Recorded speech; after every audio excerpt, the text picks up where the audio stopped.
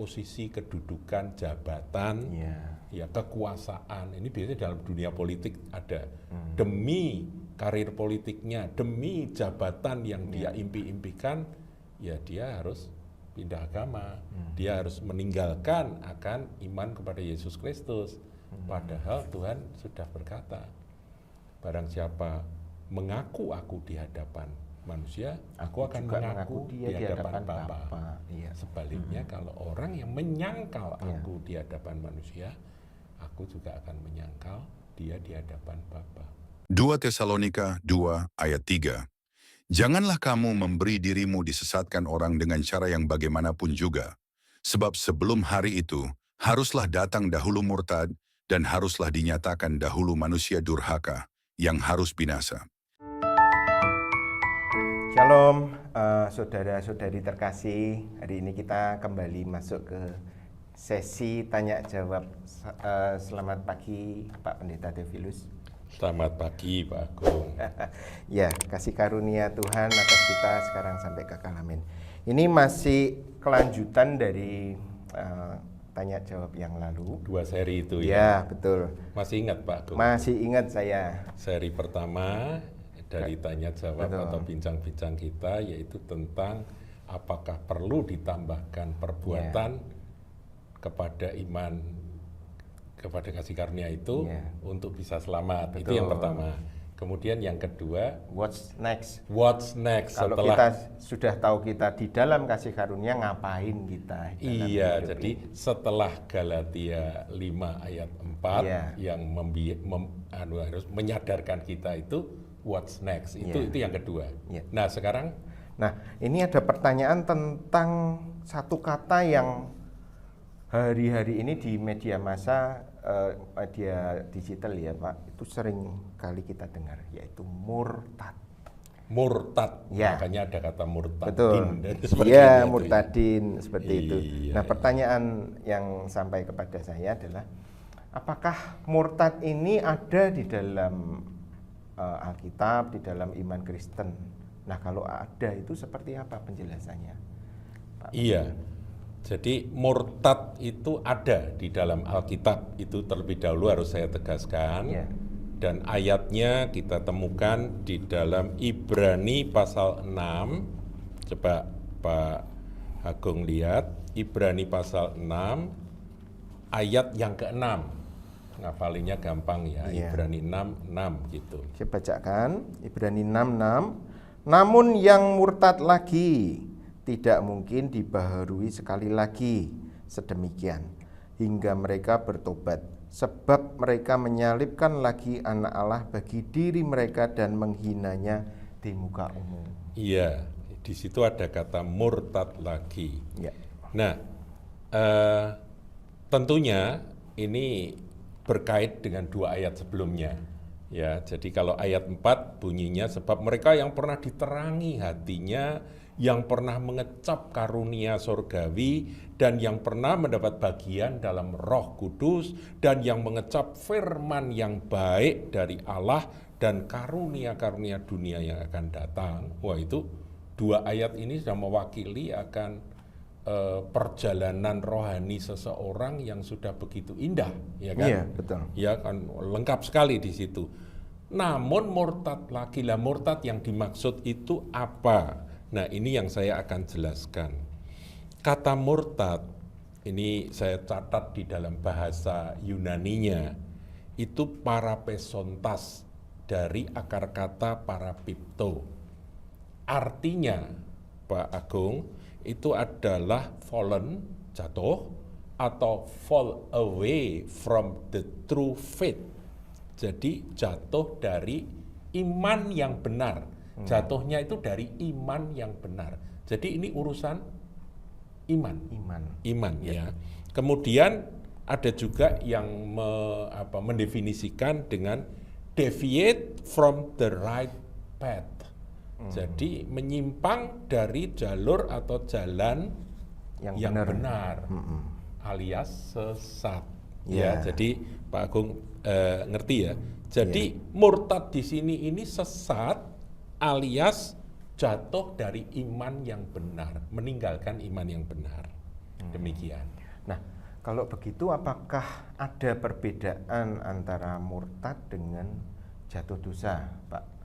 Karena Iya. kadang kita mendengar kabar, oh ada seorang hamba Tuhan terkenal, kemudian dia jatuh dosa sedemikian sampai diketahui publik.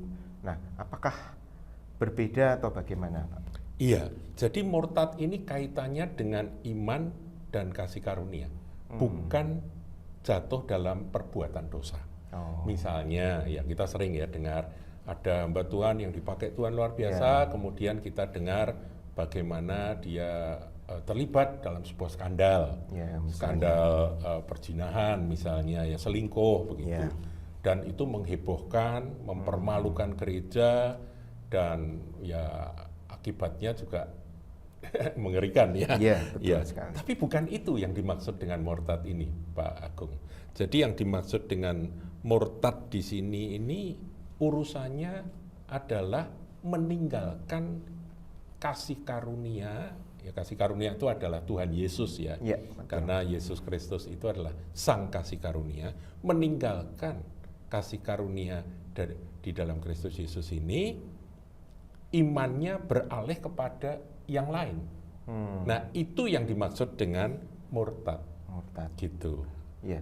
Nah, kalau begitu tadi yang lalu-lalu kita ingat bahwa keselamatan kita hanya oleh iman, hanya oleh kasih karunia Yang disambut. yang disambut oleh iman Iya. seseorang. Nah, apakah prosesnya bagaimana, Pak, ini? Nah, Sampai ke murtad ini seperti ini. dua unsur tadi ya, Ya. ada kasih karunia, ada iman, dua ya Pak Agung, ada kasih karunia, ada iman, itu kan jelas sekali, ini ayat hafalan bagi semua. Ya. Di mana? Efesus 2 2 ayat ayat 8 dan 9. Itu jelas. Jadi dua unsur yang menyelamatkan kita, yaitu kasih karunia. Kasih karunia itu apa yang dikerjakan Tuhan Yesus. Ya. Sedangkan iman itu adalah sambutan kita kepada apa yang Tuhan Yesus kerjakan dan kepada pribadi Dia sebagai Tuhan dan Juru Selamat. Itulah keselamatan kita. Ya. Nah, Ibrani 12 ayat 15, ini tentang kasih karunia dulu ya. Coba kita lihat. Dibacakan. Saya bacakan dari Efesus 2:8 dulu Oh, itu supaya ya. ingat. Bagus itu. Efesus 2:8-9, sebab karena kasih karunia kamu diselamatkan oleh iman. Itu bukan hasil usahamu tetapi pemberian Allah. Itu bukan hasil pekerjaanmu, jangan ada orang yang memegahkan diri. Benar, jadi Dua karena unsur, kasih ya. karunia diselamatkan oleh iman. Dua unsur Oke, tadi ya. Sekarang Ibrani masuk ke Ibrani Ibrani 12 ayat 15. 12:15. Ya, saya bacakan Ibrani 12:15. Jagalah supaya jangan ada seorang pun menjauhkan diri dari kasih karunia Allah, agar jangan tumbuh akar yang pahit yang menimbulkan kerusuhan dan yang mencemarkan banyak orang. Iya. Ini seperti sebuah proses ya. Betul. Sebuah proses yang akibatnya itu tumbuh akar pahit, kemudian malah bikin rusuh ya, kacau dalam tubuh Jemaat. Kristus, jemaat, dan akhirnya bikin Mencemarkan. orang lain ikut tercemar Iya. gitu ya. Nah, ini kan sebuah proses. Nah, tapi di kalimat pertama dikatakan jagalah, waspadalah. Ya. Supaya jangan ada seorang pun yang menjauhkan diri dari kasih karunia. Kasih karunia itu adalah Tuhan Yesus. Ya, jadi mundur dari kasih karunia. Artinya dia hidup di luar kasih karunia. Ya. Dia menjauhkan diri. Tapi menjauhkan diri itu seperti gambarannya seperti mundur pelan-pelan gitu loh. Ya. Pak Tim. Jadi mundur, makin lama makin jauh dari kasih karunia. Itu yang diperingatkan oleh Ibrani, penulis Ibrani. Jadi undur dari kasih karunia. Nah, kita masih ingat kata ayat kunci kita dalam Galati 5 ayat 4. Ya. Nah, itu coba diulang lagi ya, karena ini penting. Sidang jemaat, saudara-saudari yang menyaksikan bincang-bincang kita ini biar semakin mantap gitu Ya. ya. Dasarnya makin Galatia 5:4. Ini ayat hafalan kita. Kamu lepas dari Kristus, jikalau kamu mengharapkan kebenaran oleh hukum Taurat, Ya, melakukan hukum Ya. Taurat itu harus melakukan ini dan itu, Ya. perbuatan lah itu. kamu hidup di luar kasih karunia. Iya, lepas dari Kristus itu fatal sekali. Kemudian lepas dari Kristus, hidup di luar kasih karunia. Inilah yang diperingatkan oleh penulis Ibrani. Ya. Ibrani 12 ayat 15 tadi. Jangan seorang pun, waspadalah jangan seorang pun yang Sampai menjauhkan diri, ya, Ya. mundur dari kasih karunia. Oke. Nah, jadi lepas dari kasih karunia itulah yang merupakan bahaya kemurtatan tadi. Tapi selain kasih karunia, bukankah ada dua unsur tadi? Iya. Yaitu selain kasih karunia apa? Unsur iman. Itu Iya. kan seringkali kita ulang-ulang itu seperti orang jabat tangan. Iya, betul. Ya, Ini terima. Ya, saya memberi, mengulurkan tangan. Saya menerima. Nah, terjadilah keselamatan tadi. Iya. Tuhan mengulurkan kasih karunia-Nya dengan apa yang Dia kerjakan di kayu salib, sudah genap, kita percaya. Itulah iman, Ya. menyambut. Nah, sekarang kita lihat tentang unsur imannya, Ya. Pak Agung. Coba kita lihat, yaitu Ibrani 10 ayat 38 dan 39. Ini menakutkan karena ada kata binasa. Ibrani 10. Iya, Ibrani 10, 38, 39. Ibrani 10, 38, 39. Tetapi orangku yang benar akan hidup oleh iman. Nah, orang itu disebut orang benar itu karena hidupnya oleh Iman. Iman kepada apa? Kristus Yesus kepada Tuhan. Kristus Yesus Ya. Tuhan, Sang kasih karunia itu.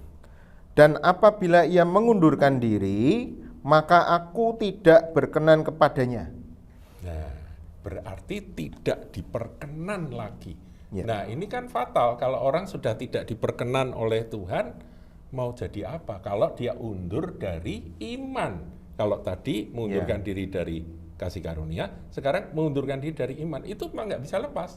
Karena dua unsur inilah yang menyelamatkan kita, dua faktor inilah yang Amen. menyelamatkan kita. Ya. Nah, murtad yang dimaksud itu adalah lepas dari kedua-duanya ini. Ya. Undur dari kasih karunia, imannya kepada kasih karunia juga makin lama makin luntur dan akhirnya lepas dari kasih karunia dan lepas dari iman kepada Yesus Kristus. Ya. Demikian. Saya lanjut 39. Tetapi kita bukanlah orang-orang yang mengundurkan diri dan binasa. Nah, kata binasa ini wah scary ini ya, menakutkan. Betul, betul. Kita ngerinya itu berarti ada kebinasaan, Saudara. Ya. Kalau orang mundur dari kasih karunia dan iman. Oke. Dua unsur ini pegangan kita. Keselamatan kita ini hanya berpegang pada dua unsur ini. Nah, kalau sampai kehilangan dua ini, maka binasa. Tidak diperkenan, akhirnya binasa. Ya. Tetapi, nah ini Lanjut, ini keyakinan kita. Ini keyakinan kita sebagai orang percaya. Sama-sama yuk kita baca. 2, 3. Tetapi orang-orang yang percaya dan yang beroleh hidup. Amin. Ini hidup, Amin. ini hidup kekal Ya. ya. Haleluya. Ya, berarti kalau saya boleh garis bawahi, Pak Theophilus, perjalanan kemurtatan itu diawali dari pelan-pelan tadi bisa ya, mundur teratur. Bisa. Nah, kalau saya amatin rupanya secara umum ini bicara tentang pindah keyakinan, pindah agama kalau di dalam Iya. Indonesia kan seperti itu ya di negara kita. Iya. Bagaimana ini, Betul. Pak? Jadi prinsipnya meninggalkan iman kepada Kristus Yesus. Ya. Ya, bahkan di situ dikatakan nanti orang-orang seperti ini adalah menghinanya di muka umum. Ya. Jadi betul-betul dia menyalibkan Kristus untuk kali yang kedua. Itu kan sampai ada istilah tadi yang ayat 6 tadi ya.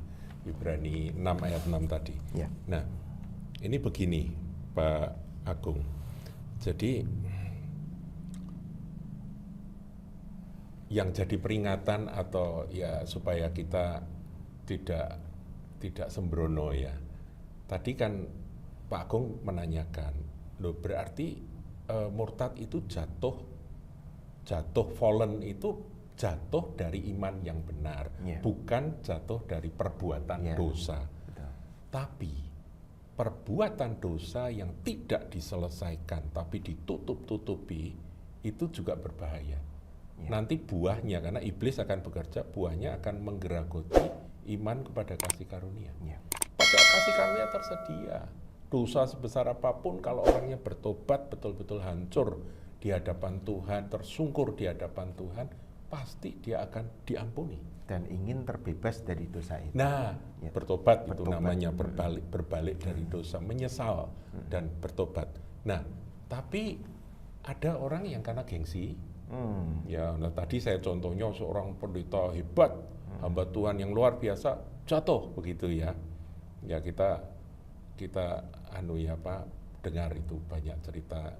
Beberapa waktu yang lalu ada seorang hamba Tuhan yang kemudian sampai masuk ke pengadilan. Betul, ternyata dia terlibat pedofilia. Kemudian dia masuk penjara 11 tahun. Nah, ini kita doakan supaya melalui itu dia betul-betul akhirnya kembali pada kasih karunia, pada iman kepada Tuhan Yesus dengan minta ampun, meskipun dia harus menjalani akan hukuman di bumi ini. Ya, nah, tapi ada yang mengeraskan hati, menutupi dan tidak mau mengaku, dan akhirnya nanti dari situ dia itu sedang mundur secara teratur. Dia lepas dari kasih karunia. Padahal dalam kasih karunia itu tersedia pengampunan tanpa batas. Tapi dia malah tidak mau mengaku. Sebab pengampunan itu menuntut pengakuan dosa. Nah, pengakuan kepada Tuhan dan juga kepada orang-orang yang ada di sekelilingnya, tubuh Kristus kan. Itu. Jadi kita harus waspada. Jangan sampai meskipun bukan dosa, awalnya bukan dosa bukan dosa menyangkal Kristus, berpaling iman dari Kristus, tapi akhirnya bisa ke sana. Atau kan dikatakan bahwa deviate from the right path itu kan sesat, bisa sesat. Nanti dia bisa ngajarkan yang enggak, yang aneh-aneh. Nah, itu juga berbahaya. Jadi kita perlu lengkap menyadari, dan kita takut dan gentar akan semua ini. Saya ingat Pak Agung, ada seorang hamba Tuhan dari Surabaya, ini hamba Tuhan senior, dia menyampaikan sebuah kebenaran yang kita semua perlu pegang ini. Dia ngomong gini, kalau ada seorang Kristen jatuh dalam dosa, kemudian bertobat dan Tuhan ampuni, Tuhan pulihkan, itu indah sekali. Amin. Setuju ya? Setuju, amin. Indah sekali. Tapi dia lanjutkan dengan kalimat, tetapi jauh lebih indah kalau tidak usah pakai jatuh sampai akhir hidup. Saya lebih setuju. Dengan Betul ya? pernyataan yang lengkap seperti itu. Jadi meskipun murtad itu tidak secara langsung terkait dengan perbuatan dosa. Kalau soal dosa itu kita tuh hampir tiap hari ya. Betul. Pasti ada dosa. Tapi itu bukan berarti kita murtad. Kan salah ini, salah itu kan sudah dosa. Manusia isinya serba salah. Serba salah. Gudangnya salah. Kesalahan. Tapi tetap tinggal dalam kasih karunia dan terus dibentuk makin lama makin serupa dengan Kristus. Dan terus mau bertobat tadi. Pertobatan yang terus menerus. Itu. Ya, Pak Tifulus, kalau saya amati kan gini. Ya, ini bicara tentang anak-anak muda. Kadang-kadang mereka itu cerita, saya dapat pacar tapi tidak seiman. Seperti itu. Nah, apakah ini punya potensi juga atau bagaimana? Kadang-kadang juga di dalam pekerjaan juga ada. Misalkan saya pernah cerita dengan pejabat lah seperti itu. Dia bilang, oh tantangannya begini Pak, kamu mau Kristen atau mau karir? Nah, itu juga ada semacam itu. Bagaimana, jadi diperhadapkan pada pilihan. Gini, memang faktanya kembali pada murtad, meninggalkan iman pada Yesus Kristus, pada kasih Kristus, kasih karunia Tuhan Yesus. Itu saya sebut 3 tahap. Tiga ta. Tiga ta ini kan gampang ya, tiga fakta, Tiga ya, fakta. atau tiga faktor ya. Iya. Ya itu ngafalinnya gampang. Ta yang pertama adalah harta. Harta. Jadi itu masalah ekonomi. Kalau dia ninggalkan iman yang lama, dia akan bisa sukses gitu Oh, ya. iya. Ya tadi itu disyaratkan ini nanti ya kamu bisa kongsi dengan kami, tapi kamu harus nggak boleh Kristen gitu, kamu harus agamanya sama dengan kami. Nah, yang begitu itu akhirnya orang milih harta. Ya. Dia milih mamon dibandingkan iman kepada Yesus. Ya. Itu ada yang seperti itu. Harta. Masalah kekayaan ya, karena greedy, dia ingin mengejar kenikmatan hidup dan kenyamanan karena duit banyak, akhirnya dia menjual Yesus. Ini roh Yudas ini. Betul. Kemudian ta yang kedua adalah tahta. Tahta ini mewakili akan posisi kedudukan, jabatan, ya kekuasaan. Ini biasanya dalam dunia politik ada. Demi karir politiknya, demi jabatan yang dia impi-impikan, ya dia harus pindah agama. Dia harus meninggalkan akan iman kepada Yesus Kristus.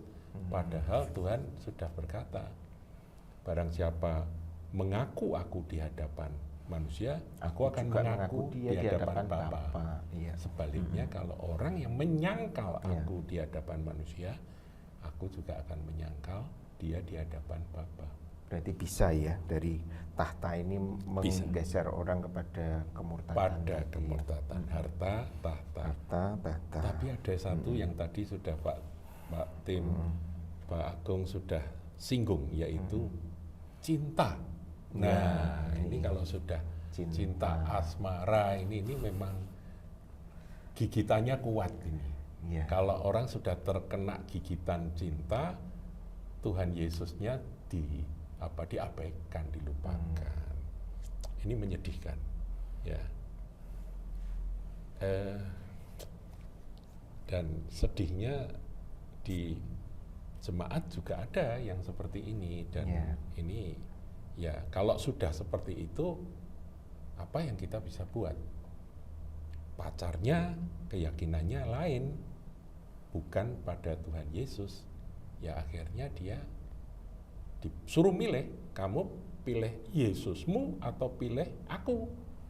Nah, sampai ke titik tersebut ya. Disuruh milih. Dan akhirnya karena cinta dia meninggalkan Yesus Kristus. Iya.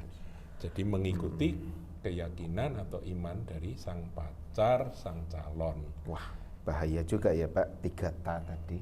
Betul. Harta, tahta, cinta. Dulu wanita. Itu adalah dulu wanita. Tapi kalau cinta kan bisa pria bisa wanita.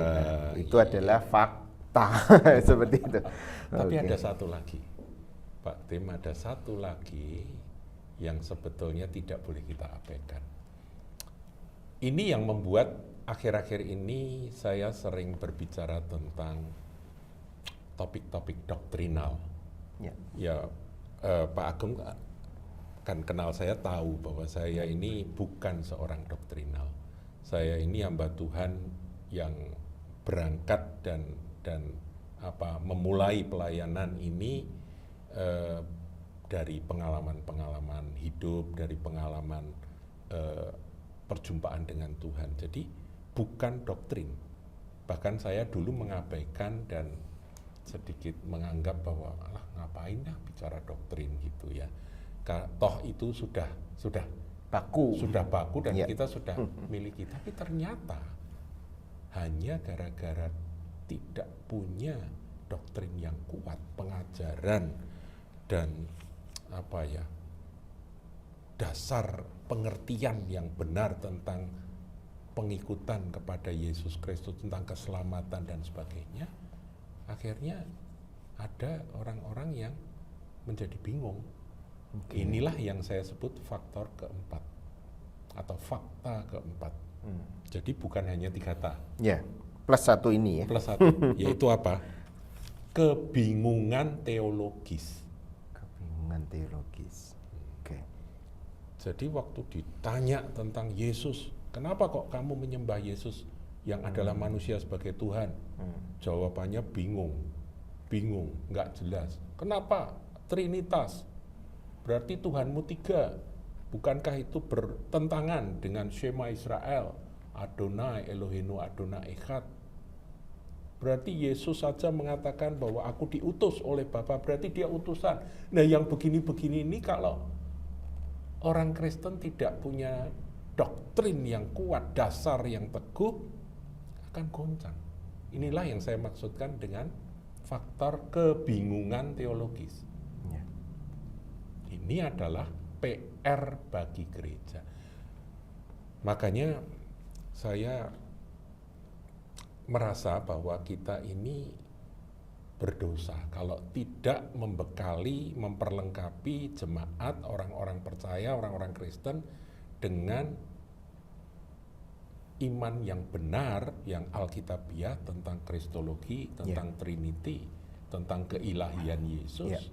Itu kalau kita tidak memberi pengajaran yang lengkap, benar, dan jelas, itu orang nanti bisa digoncang. Digoncang akhirnya bukan 3 ta yang pertama. Kalau ditanya, loh kamu pindah keyakinan apakah karena harta? Enggak, aku sudah kaya. Apakah karena cinta? Enggak, keluargaku baik-baik saja. Jadi dia tidak karena tertarik pada cewek lain gitu ya. Tidak. Apakah kamu mengejar posisi kedudukan? Enggak. Apa yang saya cari? Tapi karena saya merasa bahwa ajaran, keyakinan yang saya pegang selama ini sebagai orang Kristen itu keliru. Jadi ada kebingungan teologis ketika diajak berdebat, bingung. Ya ini dari saksi Yehova bisa, dari agama lain bisa, yang memutarbalikkan akan ayat-ayat firman Tuhan, diajak debat, dia kalah dan diyakinkan, akhirnya dia melepaskan iman yang benar. Itulah murtad, gitu. Pak Tin. Berarti cukup harus diwaspadai oleh orang percaya bahwa ada hal-hal yang bisa membuat seorang percaya itu berjalan mundur dari iman dan kasih karunia. Betul, ya, itu Pak. Dulu. Dan rupanya tadi ada 3 plus 1 ta, fakta itu kehidupan yang sering kali dipakai oleh tentunya iblis untuk membuat seorang itu binasa. Betul. Harta, tahta, cinta, dan satu lagi kebingungan teologis. Ya. Nah ini memang berarti kalau firman Tuhan sudah sampaikan demikian, ya memang kita harus berjaga-jaga dan berwaspada. Iya, dan terus-menerus. Makanya ada kitab ulangan kan. Jadi kitab ulangan itu terus-menerus pada anak-anakmu kau harus mengulang-ulang kebenaran. Nah, kebenaran tentang keselamatan yang merupakan hal terpenting ya. Kalau dipandang dari sorot pindah agama dan sebagainya. Ya itu yang paling utama. Jadi apakah Yesus Kristus Tuhan itu menjadi segala-galanya di dalam hidup kita? Christ center. Faith itu apakah sudah kita miliki? Nah, kalau seorang anak Tuhan sudah punya itu, pertahankan. Sehingga, tapi dengan pengertian ya. Jadi bukan pokoknya gitu. Ada ya pokoknya aku Kristen ya aku pokoknya Yesus. Ya itu nanti kalau diajak bicara tidak bisa jawab. Harus mau belajar lah gitu. Oke, jadi saudara-saudari terkasih, hari ini bicara cukup mendalam tentang ternyata orang Kristen tetap ada namanya posisi bisa murtad seperti itu. Ancaman kemurtadan. Nah, ini adalah bagian dari orang percaya untuk berjaga-jaga dan waspada. Ya. Lain kali kalau ada pertanyaan lebih lanjut boleh ya kita bahas kalau kembali. Ada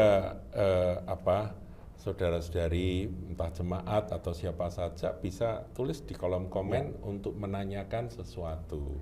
Dan kalau pertanyaannya memang layak untuk dijawab, kami akan jawab. Baik ya. Tuhan Yesus memberkati. Sampai ketemu lagi. Shalom.